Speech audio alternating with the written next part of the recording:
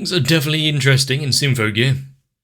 The world teetering on the edge once again, brimming with destruction. Having the alchemists want to redo everything. Half of the autoscorer is being taken down already. Almost as if it's part of the plan that they actually be eliminated one by one, as we've seen with the banners lightening up after their demise. I'm guessing it's definitely part of the plan. And what happens when all four are down? Does Carol go into some sort of overdrive? Does that when all their machinations actually slot into place? We're going to have to find out. Luckily, though, each one of our girls here have had a little bit of a power boost. Owning up to themselves, knowing who they are, and accepting what it is they're fighting for. Help them get through that little berserk stage. Now they just need to fight as a one cohesive unit. That would be interesting to see, wouldn't it? So, if you're here for Symphogear, strap in, sit down, grab a drink, because we're about to begin. The gears of change are turning once more. Having Carol rebirth into the world once more, and being shown conclusively that she's seeing the world through Elvenine's eyes. Once the one that I had a comment about earlier, and I guess, yeah, was kind of hinted at quite strongly before. Not sure why I didn't even contemplate that.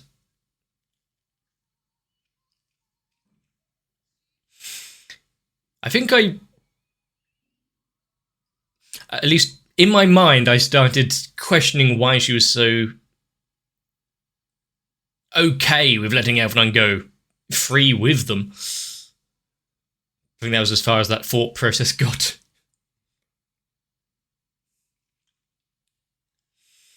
And considering the episode number that we're on,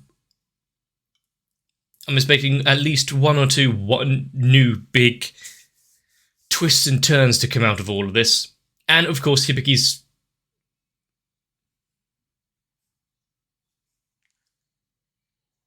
my headphones only just started charging. That's odd. Anyway. And having Hibiki's father and whatnot, that storyline will go on simultaneously with the rest of it all. Is he going to redeem himself a little? He's got a long way to go, not only for the characters in the show, but in my eyes as well. Even a selfless act or two on his behalf would not quite cut it. Doesn't really make up for the years of distress and distraught these cause them.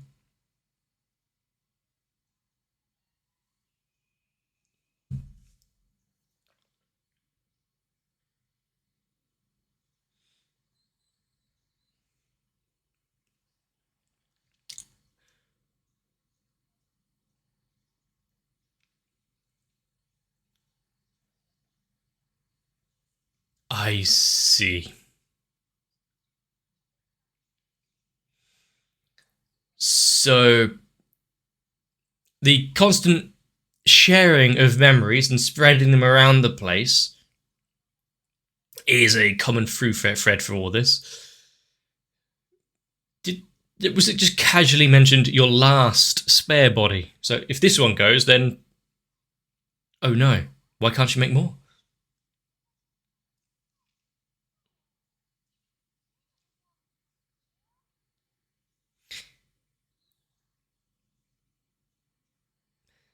I'm sure that Miku would be there to aid and help in any situation, even if she didn't need to have help dressing herself.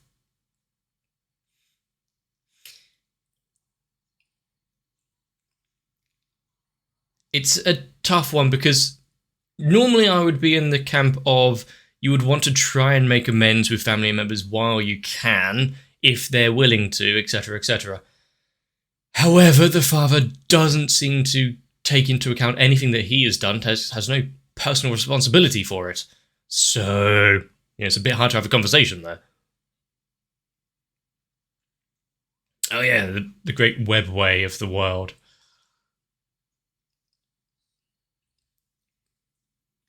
Having a geomantic web of power, how it runs through the world itself, and how it's been utilized and tried to be harnessed in previous ones.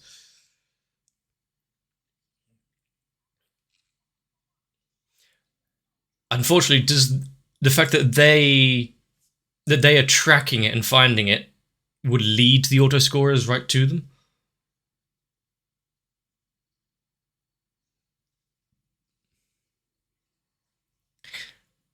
Why? To destabilize the ley lines, cause some fluctuations and the like. Are there any other temples that you know of that need protecting out there then?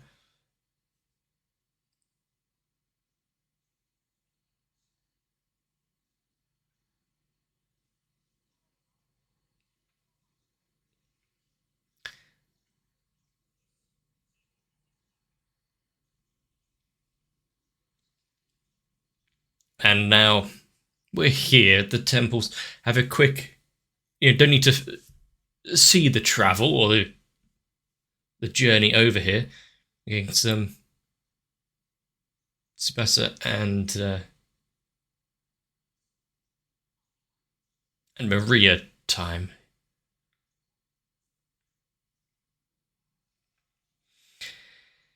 So it was mentioned previous episodes, but having this duality of Hibiki's issues with her father, Tsubasa and hers, family relationships and whatnot are a big thing this season.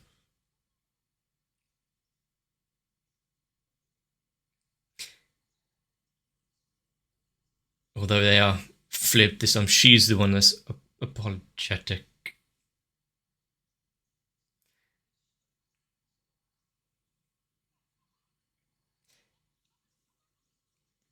What it means to be a father changes dramatically amongst different families.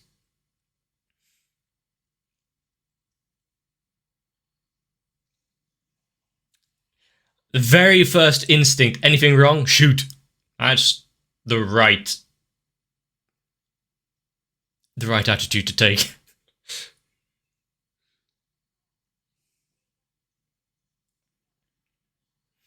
And if they refuse,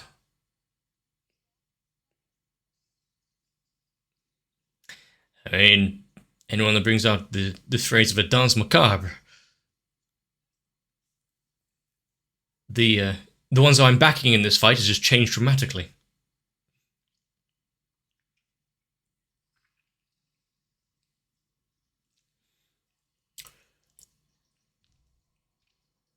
Is the fact that Tsubasa's doing this transformation sequence and fighting right in front of him going to change how the father sees her or interacts with her, at least?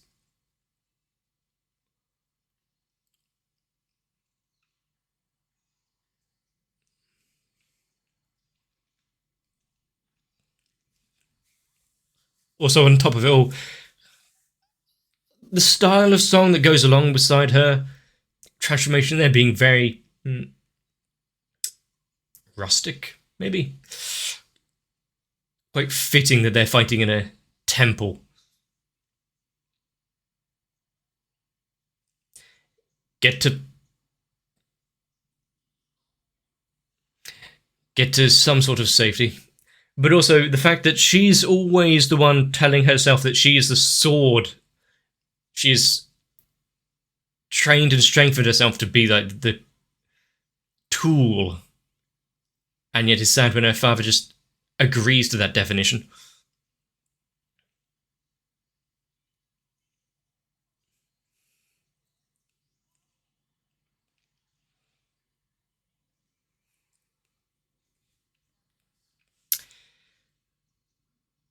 And yet a single thrust Oh no, it's being eaten once more.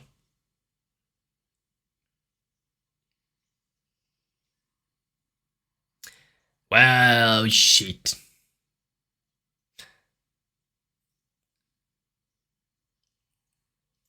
Anything defined as a sword.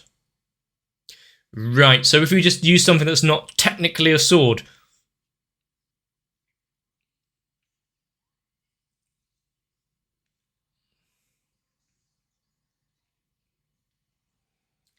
Oh.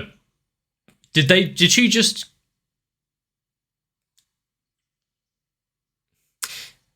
Yeah, great. I mean, having a sword or a weapon or an ability that is effective on the kind of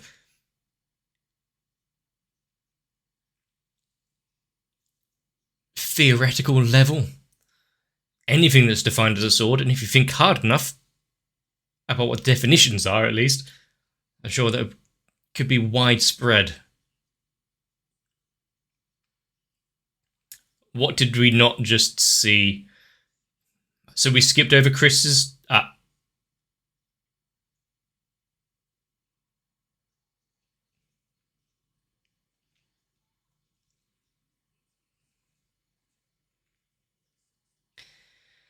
What?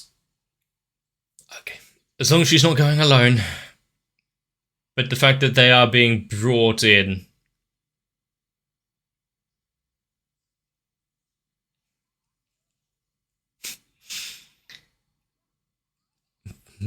What she said and what was put on the subtitles there did not quite match.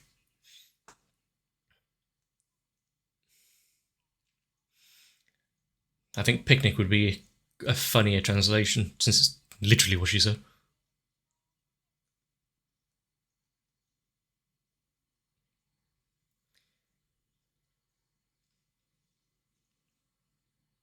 I mean, brought inside, having a bit of rest and recuperation. Is this on her father's orders?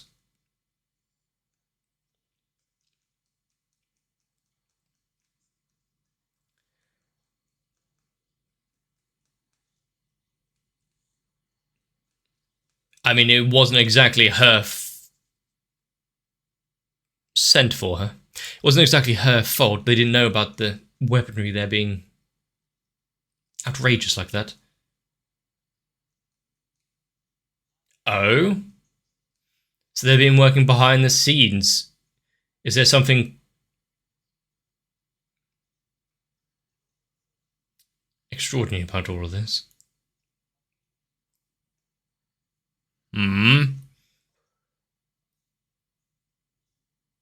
Universal solvent.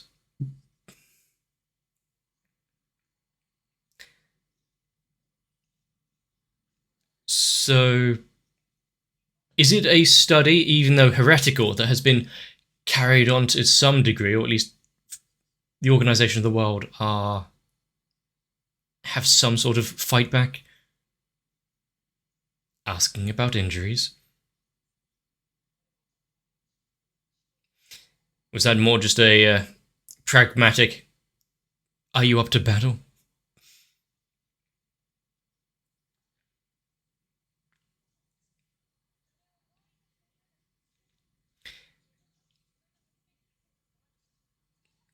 I mean, for once, someone should probably stand up and let them know what they're doing and not keep things as status quo.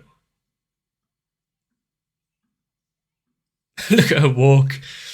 She has more of a angry strut than Spezza, who has all right to. Has it been kept as a shrine as when she was little?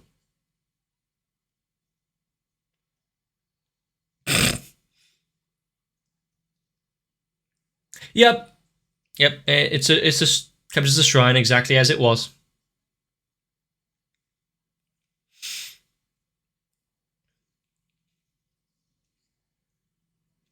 She didn't even tidy up before leaving. Don't pretend as though she cares now.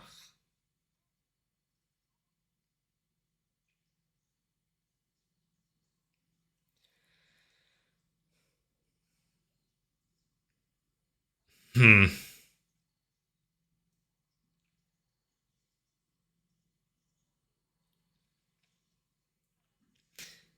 They are...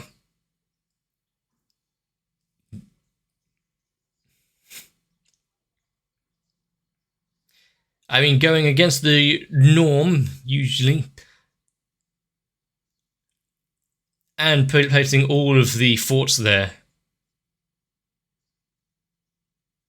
were just a father in name.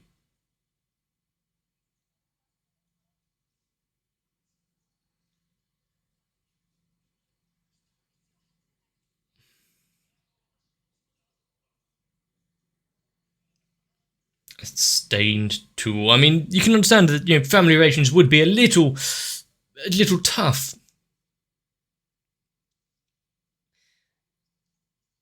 But playing right into the role that she was deigned for. She has to try and live up to at least something. It seems as though powerful families and the like are all over the world needing some sort of... I wasn't expecting all the different languages and alphabet systems. Okay.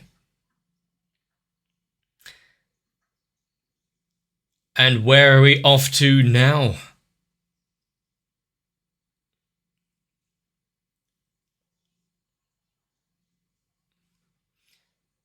To cause some destruction, devastation,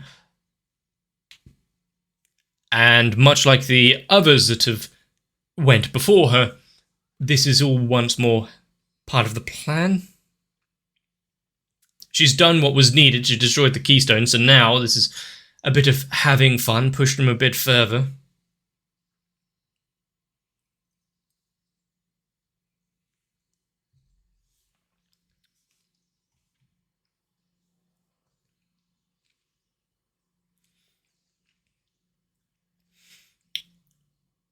It is interesting to see how some of the transformations are so fluid. And the songs have flipped now. It's no longer Sebastian singing. We've got Maria's turn.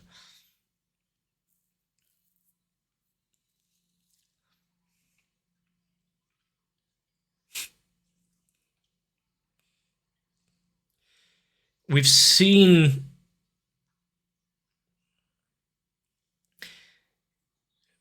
Oh no, if she's a sword... Yeah.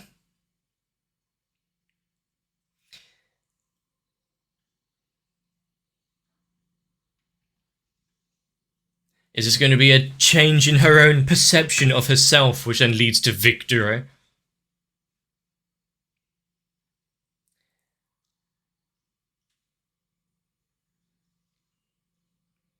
Well, there's that pattern.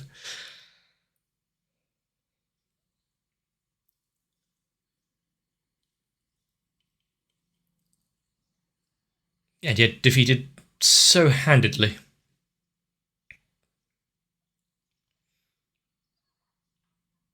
Good thing the manager's here. He'll sort it all out.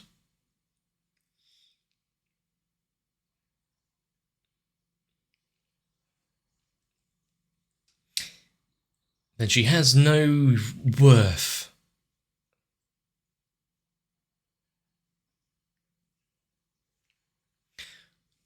After so many years of torment,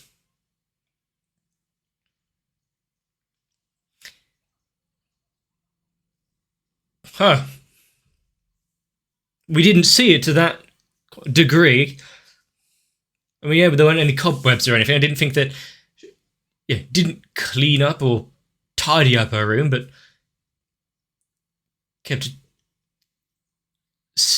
spick and span, dusted. He just couldn't use his words to say it.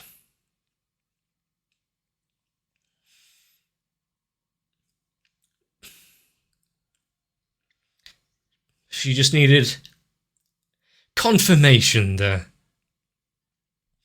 And with this renewed vigour, And that was quite a simple redux and reuse of all the abandoned family tropes and the like to solve it almost instantaneously there. Bring her in, have a quick talk, and we're done. We see how much he actually cares. This does seem quite... Well, this is a defiant song. But she is, yeah, whole-handedly taking charge now.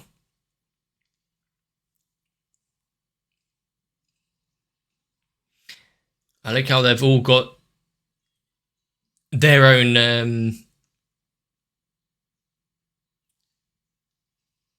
Oh no, just wow, cut it in half.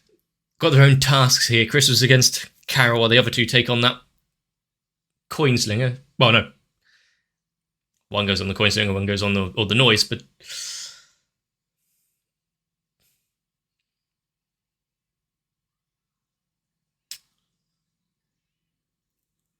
A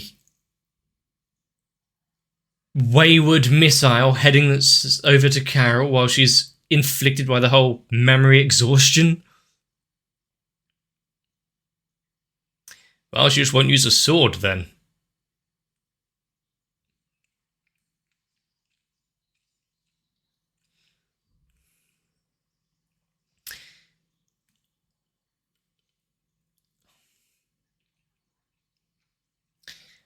Well,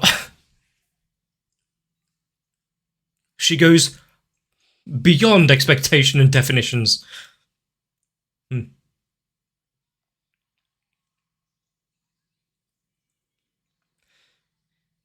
It's interesting and really cool to see conceptual weapons having the entire thing turn on its head there, be able to, oh, anything with a sword I can take down. Separated in twain there, while just, yeah, change your outlook and you overcome anything. Proper battle chunk. No?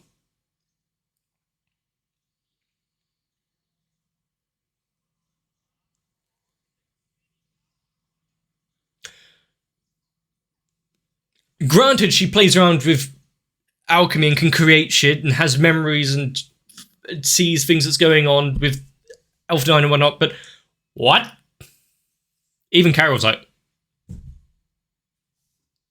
what's going on? Out of everyone that you could have brought back right there, no.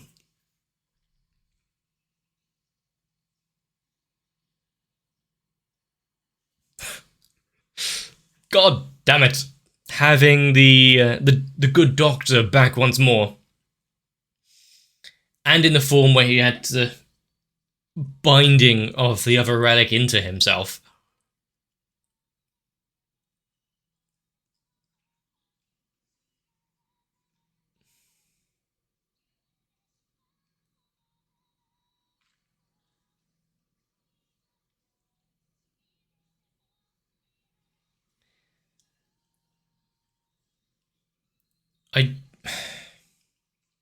I like the way that everything was put out in this episode, having the family issues that Sebessa brought to the forefront, and yes, they're unable to deal with each other normally, can't hold a normal conversation father-daughter-wise, but keeping her room exactly as it was when she left.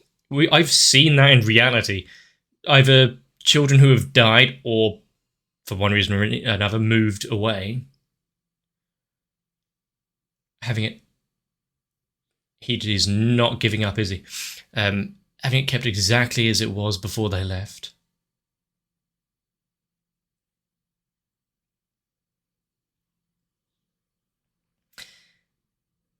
That goes... That's the... that goes solidly against everything that they have said before and how much they're fighting for the world. And much like other stories in this vein giving up before it's even said and done. Where's the hope for the future? Where's the want and drive, your dreams? No matter how small, just being able to go to a coffee shop with your father and expect him to actually pay. But yeah, getting into philosophy in this one. Oh, I can destroy anything that you can claim itself as a sword. Funny that she has that weapon after all, considering Tsubasa's entire shtick has been forcing herself, moulding herself into this weapon of war, this sword to attack, to go after its enemies. Now that we have a little self-confirmation from her father, she can be more than that now. I would love to have a bit more of a delve into some of the families in this show, sort out the root cause of all of their issues, or see it, because I like it in moments like we had Tsubasa's father, who had that bit of humanization to him. It's like, yeah, he had a lot of stress and pressure put onto him, but he still cared for his daughter. No matter how tenuous that term was, considering the family hierarchical structure.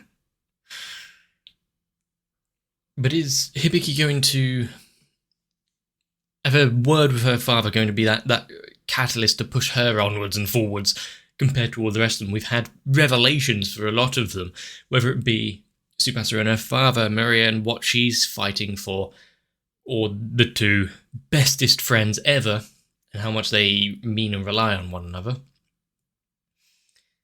Hibiki really needs a stepping off point of her own. Not like she hasn't had enough already. This episode was good. Little more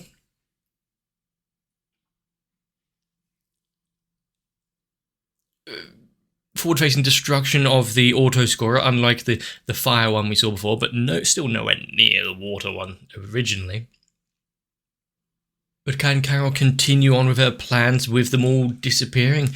Is it always ordained this is exactly what they needed? So, outlive their usefulness, they can go now. I do wonder, though, with the stories that are coming out here and the tumultuous time that Carol's having with her body, if it is the last one, if she's not able to transfer over again, and if the memories that are being fed into her are causing feedback, how is she going to do her mission? Dissolve the world, reorganize everything.